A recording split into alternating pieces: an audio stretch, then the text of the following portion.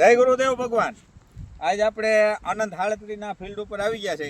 જે આ ફિલ્ડ આપણે એવું છે ગયા વર્ષે ઉરાવ્યું હતું ઉનાળે, એમાં પાછું ચોમાસે વાવેતર કરેલું છે, તમે ફરતી માંડવી જોઈ શકો છો। અને અત્યારે આ ઉનાળે પાછું આપણે આમાં આનંદ 38નું વાવેતર કરેલું છે। ગયા ઉનાળે આપણે 39 મણનો ઉતારો, 38 થી 39 મણ, ચોમાસે 35 મણ, અને ત્યારબાદ આ વર્ષે પાછું આપણે વાવેતર કર્યું છે। ઉપર આ ત્રીજી વાર આપણે એક ને એક ખેતરમાં ટ્રાય કરી છે કેવું ઉત્પાદન આવે છે અને કેવી વેરાયટી આપણે રહે છે।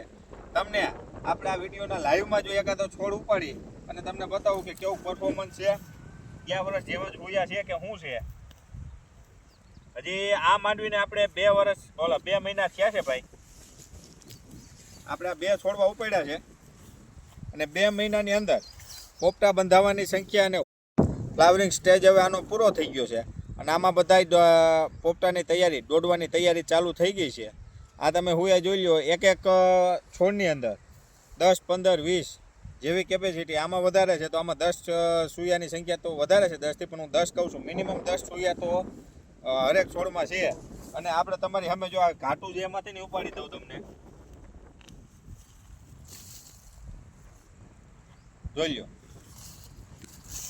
10 સૂયાની સંખ્યા હોય। હું એમ નથી કહેતો બધામાં હોય, આ એની બાજુમાંથી છોડ ઉપડો ઘાટું હતું તો આમાં 5 પોપટા છે। જો આપણે હાવ ખોટું ખેડૂતને નથી બતાવું, પણ આ એક તમે જો આ 4 છોડ થયા, ખાલી 4 છોડ, અને 4 છોડમાં તમે હુયાની સંખ્યા અને દોડવા જો આનંદ 37 સાયન્ટિફિક એગ્રીસીડ જુનાગઢ ચોકી તેમની વેરાયટી છે। અમે છેલ્લા 2 વર્ષ થયા એમનું પરફોર્મન્સ લઈએ છીએ અને આપણે વાવેતર 2 વર્ષ થયા કરીએ છીએ, બહુ સારું એવું પરફોર્મન્સ આપણે મળે છે। જે કોઈ ખેડૂત મિત્રોને બિયારણ જોતું હોય તો ખેડૂત પાસેથી મળી જાય, કંપનીમાંથી મળી જાય। એટલે આપણે આવા વિડીયો બનાવતા રહેવું છેલ્લે ઉતારા ટાણે।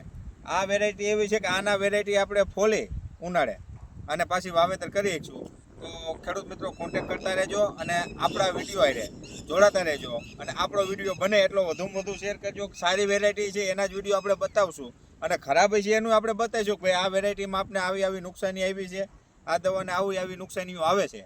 તો તમારે જે કાંઈ માહિતી હોય અને કાંઈ જરૂર હોય તો આમાં આપણે વિડીયોમાં કોમેન્ટ કરજો। સારું મિત્રો, મળશું નવા વિડીયોમાં।